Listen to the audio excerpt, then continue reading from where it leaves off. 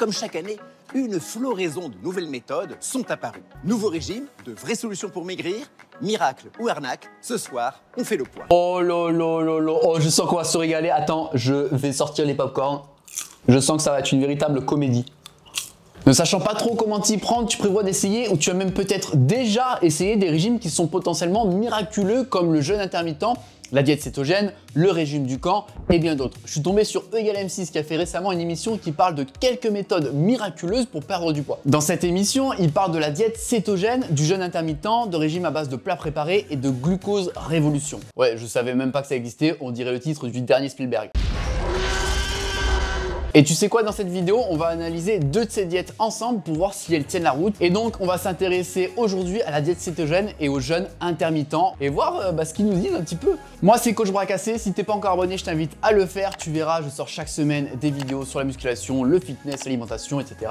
Allez, on perd pas plus de temps. Je te propose qu'on regarde d'abord ce qu'on nous dit sur la diète cétogène. Alors attention, parce que là, je sens que je vais me régaler. Le tout sous l'œil expert du docteur Laurence Plumet, nutritionniste. Ouh, attention, toi, Laurence, jeté à l'œil. J'espère que tu vas pas nous sortir des conneries comme l'autre pimpin de la dernière fois là. Le café aide-t-il à maigrir? Quel sport est le plus efficace pour mincir? Vous allez être surpris. Ah ça oui, je sens qu'on va être surpris. Aujourd'hui, le mouvement Body Positive milite pour l'acceptation de tous les corps. Bon, je vais pas trop m'étaler là-dessus, je vais vite te donner mon avis. Pour moi, le body positive, c'est une des plus belles conneries de l'humanité. En soi, l'argument acceptation de soi, s'assumer et tout, franchement, ça c'est un beau message, c'est pas le souci. Mais j'ai surtout l'impression que tous ceux qui sont dedans s'en servent de prétexte pour faire absolument n'importe quoi avec leur alimentation. Et accessoirement, pour moi, c'est des gens qui sont clairement dans le déni. Mais bon, ça n'engage que moi. Tiens, dis-moi d'ailleurs en commentaire, toi, ce que t'en penses de ce fameux body positive. Nous vivons dans une société qui fait l'apologie de la minceur. Et donc les femmes et les hommes pensent que pour être en bonne santé, il faut être mince. C'est pas forcément le cas. Elle a raison, hein. Être mince ne veut pas dire être en bonne santé. Et d'ailleurs, pour te prendre un exemple assez parlant, tous ceux qui sont en fin de prépa de bodybuilding te le diront. Physiquement, ils sont magnifiques, y a rien à dire, mais niveau santé, c'est la catastrophe. T'es fatigué, t'as zéro énergie, plus de libido, ton système immunitaire est totalement HS. Donc vraiment, pour le coup, t'es en meilleure santé avec un taux de body fat à 12-15% qu'avec un taux de masse graisseuse à 5%. On peut avoir quelques kilos en trop, mais bien manger, être très actif, sportif, et donc, au final, peut être en bien meilleure santé que quelqu'un qui est mince. Ah bah voilà, tu vois, elle dit la même chose. Bon, ma Lolo, pour l'instant, je t'aime bien. Cette année, c'est le régime cétogène, ou keto en anglais, qui est en plein boom. Je te spoil direct, cette diète, tu peux la foutre à la poubelle. Hein. Si tu veux quelque chose de beaucoup plus pertinent, par exemple, tu as la Eat for Life, qui est mon programme où tu reçois un plan alimentaire différent toutes les semaines. L'avantage, c'est que c'est moi qui le fais. C'est conçu de façon intelligente pour atteindre tes objectifs. C'est des recettes gourmandes et en plus, c'est 2,99 € seulement par mois et c'est sans engagement. Donc je te mets le lien en description, je te conseille vraiment de tester, ça va te changer la vie. Le principe du régime céto, c'est pas de glucides du tout, comme ça, pas de glucose. Les glucides, autrement dit les sucres, sont le carburant habituel de l'organisme. Voilà, déjà tu vois le délire. De eux-mêmes, dans l'explication, ils disent en quoi il y a une couille dans le pâté. Ils te disent que les glucides, c'est le carburant, mais du coup, bah tu l'enlèves. Je veux dire, vas-y, prends ta bagnole sans carburant et essaie d'aller au taf avec. Bah tu vas rigoler. Hein. Le gras, au lieu de représenter 35% des calories, va en représenter 75%.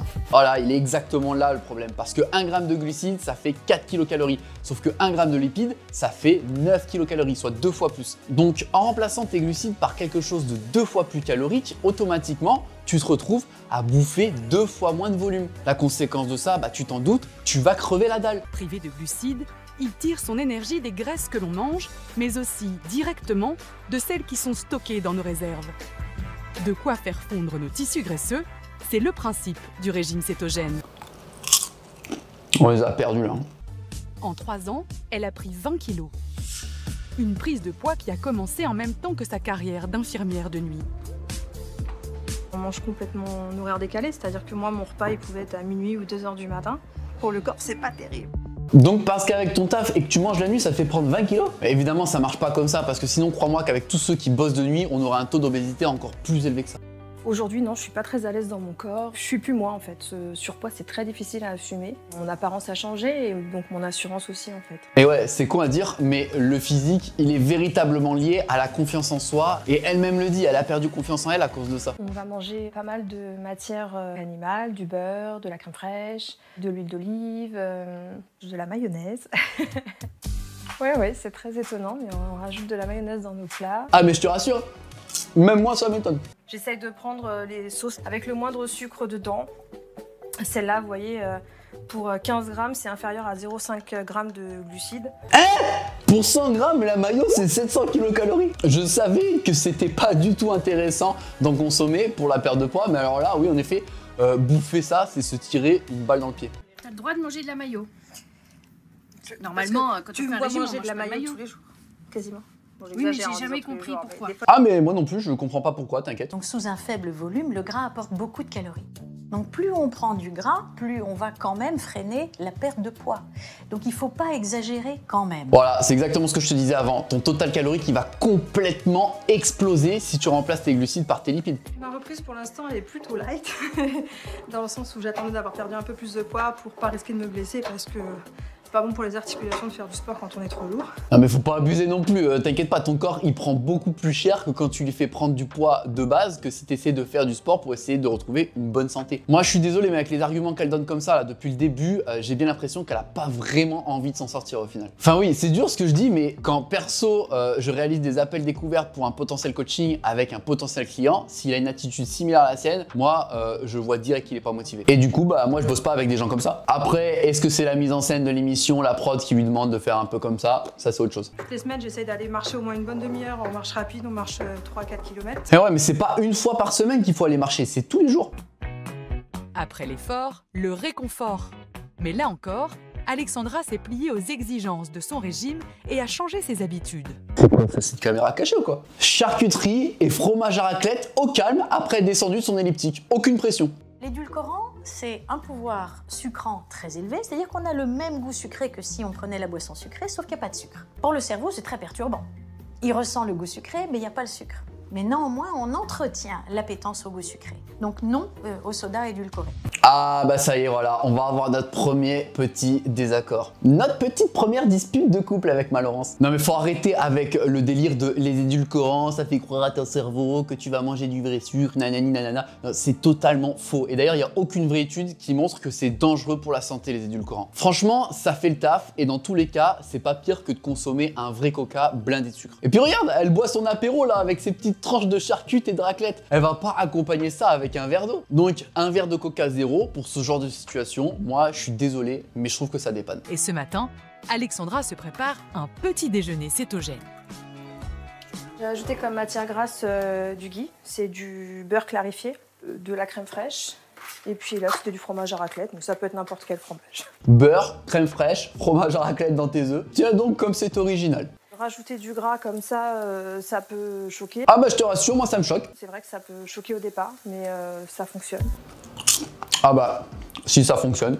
On voit bien que ce petit déjeuner est tout à fait à l'image du régime cétogène, c'est-à-dire totalement déséquilibré. Elle me régale vraiment cette diététicienne. Mais oui, elle a raison, c'est exactement ça. Bon, on va arrêter le massacre ici. Je pense qu'on a bien compris que la diète céto, c'était vraiment bidon. Si t'envisages de tester, franchement, je te le déconseille sincèrement. Tu enlèves ta source d'énergie principale pour le remplacer par du gras qui est donc par conséquent beaucoup plus calorique et moins volumineux. Résultat des courses, au final, tu manges beaucoup moins, donc c'est pas top. On va voir un petit peu ce qu'ils disent sur le jeûne intermittent. Tiens, je suis curieux de voir ça. Mais juste avant ça, dans le reportage, ils font une petite parenthèse, ils se posent la question de qu'est-ce qui est le plus efficace entre cardio ou muscu pour perdre du poids. Et bah tu sais quoi, on va voir ce qu'ils disent là-dessus parce que je sais que c'est une question qui revient assez souvent.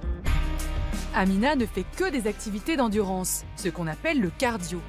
Les machines dédiées à la musculation, elle ne veut même pas en entendre parler. Ça me fait super peur quand je regarde les machines. Ça permet d'avoir des gros muscles et tout, donc moi, c'est pas ce qui m'intéresse. Bon, on en est encore là, on est en 2023, ça c'est triste quand même. Je veux dire, regarde bien les nanas qui te font que du cardio. Prends le temps de bien les observer, sans avoir besoin de les juger, hein, attention, c'est pas ce que je dis. Et ensuite, regarde celles qui poussent des poids et qui sont sur des machines. À ton avis, lesquelles ont plus une silhouette affinée et féminine? Les idées reçues qu'on a, c'est que le cardio, ça permet de perdre du poids, s'affiner, se tonifier.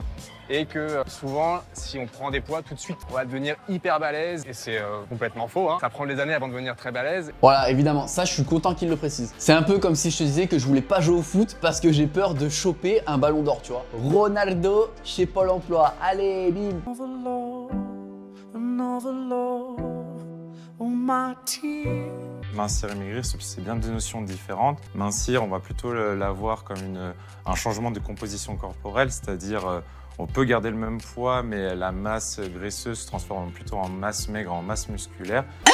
Ah, on en est là, vraiment. Le gras se transforme en muscle. C'est vraiment ce qu'il vient de dire devant des millions de Français. On est d'accord, j'ai pas rêvé. Donc mincir, c'est remplacer la masse graisseuse, dont on ne veut plus, par du muscle. Ah bah oui, confirme en plus. Bon, franchement là, je sais pas quoi dire. Le fait de faire du cardio est le plus efficace. Mais en faisant ça, je ne développe pas mes muscles. Donc il faut que j'associe au cardio le renforcement musculaire. Voilà, il fait bien de préciser que en gros, sans muscu, tu ne vas pas te renforcer. Donc ça revient à dire que tu ne vas pas forcément te sculpter, entre guillemets, un corps qui te plaît si tu ne fais que du cardio. Plus on est musclé, plus notre corps consomme les calories qu'il a stockées, même quand on ne fait rien. Yes, et c'est pour ça que c'est bien d'avoir une bonne masse musculaire parce qu'en effet, on va augmenter son métabolisme. Et du coup, ta perte de poids, elle en sera d'autant plus facilitée. Par contre, le frérot, il nous fait quoi là? C'est quoi ces élévations latérales? Ça, c'est parce qu'il a pas vu mes réels sur les élévations latérales. Et c'est pour ça qu'il fait n'importe quoi. Donc, si toi aussi tu veux éviter de faire de la chasse, suis-moi sur Instagram, je donne des conseils tous les jours. Donc je peux affiner ma silhouette, sculpter mon corps en prenant du poids, alors que je n'ai pas grossi sur le plan masse graisseuse. Yes, exactement. Franchement, pour le coup, là-dessus, je suis content parce que c'est rare d'entendre ce genre de truc à la télé. Et vu qu'ils ont un énorme impact en termes d'audience, eh ben, je suis quand même content qu'ils essaient de bien faire la nuance entre poids sur la balance et composition corporelle. Non, ça, franchement, c'est cool. Pour une fois, ça fait plaisir. Bon, en gros, tu l'auras compris, hein, si tu veux perdre du poids, fais de la muscu au lieu de te jeter sur le cardio. Ajoute-en si tu veux augmenter ta dépense énergétique et mettre toutes les chances de ton côté. Bon, même si ça n'a rien à voir avec la chance, qu'on soit bien d'accord. Bon, allez, parenthèse terminée, on passe au jeûne intermittent. Parmi les plus plébiscités du grand public, vous avez forcément déjà entendu parler du jeûne intermittent. Le plus souvent, les gens qui pratiquent le jeûne intermittent dînent à 20 h et donc ensuite 16 heures de jeûne qui poussent à sauter le petit déjeuner pour ensuite déjeuner à midi. Voilà, c'est ça. Hein. En gros, c'est ni plus ni moins le fait de sauter le petit déjeuner. Alors que se passe-t-il dans l'organisme quand la nourriture n'arrive pas pendant ces 16 heures? La cellule, eh bien, elle va commencer à piocher dans le gras. Sauf que ça ne se passe pas du tout comme ça. C'est ballot, hein. Autre avantage de cette formule, on saute un repas et donc on diminue sa prise alimentaire. Voilà, exactement. Enfin, on y vient. Tu sautes un repas, donc tu supprimes les calories de ce repas. Et c'est comme ça que tu crées ton déficit calorique. Alors, mon objectif, c'est de perdre 10 kilos. Pour cela, Laura a adopté le plus répandu des jeûnes, le 16-8. On ne mange rien entre 20 h et midi. Mais comment tu peux dire que tu veux perdre 10 kilos et dans le plan d'après, te retrouver avec un éclair au chocolat dans la bouche? Mais c'est quoi ce délire? Un peu de bon sens, voyons. C'est pas parce que tu jeûnes que du coup, tu peux te permettre de faire exploser ton total calorique sur les 8 heures qu'il te reste. Pendant ces 8 heures de jeûne, non, c'est 16 heures de jeûne. Même le reportage, ils s'embrouillent, ils savent plus où ils en sont, les pauvres. Des repas pour lesquels aucun aliment n'est interdit. Bon, tu vois là, le problème, c'est que son assiette, c'est du saumon, donc le poisson le plus gras qui existe, de l'avocat, donc le fruit le plus gras qui existe, et des œufs, donc quelque chose de gras aussi. En fait, dans son assiette, là, t'as pas grand chose à manger en soi, mais au final, t'as énormément de calories. Et du coup, juste avec ce plat, elle rattrape quasiment les calories de son petit-déj qu'elle a pas mangé. Le combo saumon-avocat-œuf, bien que ce soit de la nourriture saine, ça reste vraiment le pire combo ever en termes de calories. Ah non, il y a encore pire, c'est que si tu mets tout ça sur un toast. Si les gens ont le choix, il vaut mieux quand même éviter de faire du sport tard. Non, je suis pas d'accord. Vaut mieux faire du sport quand on peut le faire surtout. Il vaut mieux le faire dans la journée, idéalement même le matin, après le jeûne de la nuit, parce que là on est sûr qu'en faisant du sport à ce moment-là, on capte les calories du gras. Ah là là là là, le fameux mythe du sport à jeun pour piocher dans les réserves de gras. Et il a la vie dure celui-ci. Hein. Bon, évidemment, je suis désolé pour toi si tu y crois encore à celui-ci, mais c'est totalement faux. Ça a été prouvé maintenant à plusieurs reprises, le cardio ou le sport à jeun ne va pas te faire brûler plus de calories. On en revient encore et toujours au même point, ce qui compte à la fin, c'est d'être en déficit calorique. Le sport le plus efficace en termes de perte de poids, c'est celui qui nous fait plaisir et qu'on a envie de pratiquer régulièrement. Bon, on n'était pas d'accord, mais là tout de suite, c'est bon, je suis réconcilié. Elle a raison, mais à 200%. Fais vraiment quelque chose qui te plaît. Ne va pas essayer de chercher à faire le sport qui brûle le plus de calories, surtout qu'à peu de choses près, franchement, ça se vaut. Une calorie n'est pas forcément toujours exactement une calorie. Ça dépend du moment auquel on la consomme. Oh, j'ai l'impression qu'on fait un pas en avant et deux en arrière. C'est une catastrophe. À quel moment une calorie le matin ne fait plus une calorie le soir? Faut arrêter de mettre des idées pareilles dans la tête des gens. La gréline, par exemple, qui stimule l'appétit sera mieux freiné par une prise alimentaire le matin et vous aurez un meilleur rassasiement. Voilà, en fait c'est là où c'est vicieux. Ce qu'ils nous disent, c'est...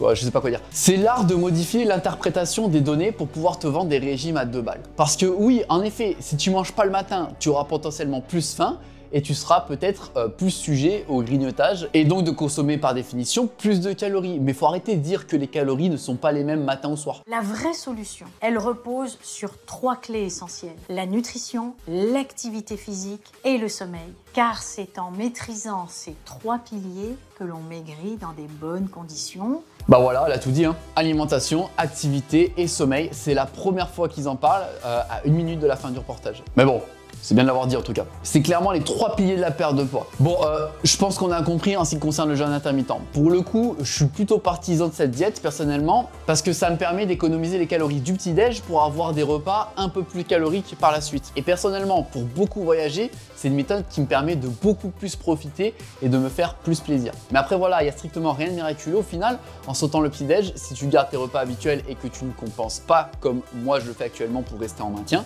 bah forcément à la fin de ta journée, bah tu vas moins manger et donc tu es facilement en déficit calorique. Et d'ailleurs, je viens de remarquer, mais à aucun moment dans le reportage, il ne parle de déficit calorique. Et ça, c'est dommage parce que au final, c'est le seul facteur qui va te faire perdre du poids. C'est-à-dire manger moins que ce que tu brûles de calories. Et au final, tu vois, c'est un peu le point commun de toutes les diètes, c'est qu'elles vont te mettre en déficit calorique. Le problème, c'est qu'il y en a beaucoup qui sont pas du tout tenables sur le long terme, comme la diète cétogène par exemple. Bon bref, je crois qu'on a fait le tour. Dans le reportage, il parle aussi de 2 autres diètes, qui est la glucose révolution et la diète à base de plats préparés, conçus pour perdre du poids. Ça serait beaucoup trop long d'en parler dans cette vidéo. Donc ce que je te propose, si ça t'intéresse, c'est que je te fasse une seconde partie où j'analyserai un peu tout ça comme je viens de le faire ici. Donc dis-moi en commentaire si ça te chauffe et je ferai ça. Bon, et aussi n'oublie pas quel programme Eat for Life si tu veux recevoir un plan alimentaire par semaine et ainsi atteindre tes objectifs. Profites-en parce que franchement, t'as même plus besoin de te prendre la tête, de savoir quoi manger parce que moi, je pense tout à ta place. Le lien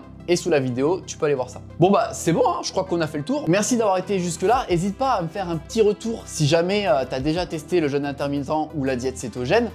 Je suis vraiment curieux d'avoir ton ressenti. Pense aussi à t'abonner et à lâcher un like, ça soutient la chaîne. Et bah nous on se dit à la prochaine pour une nouvelle vidéo. Bye!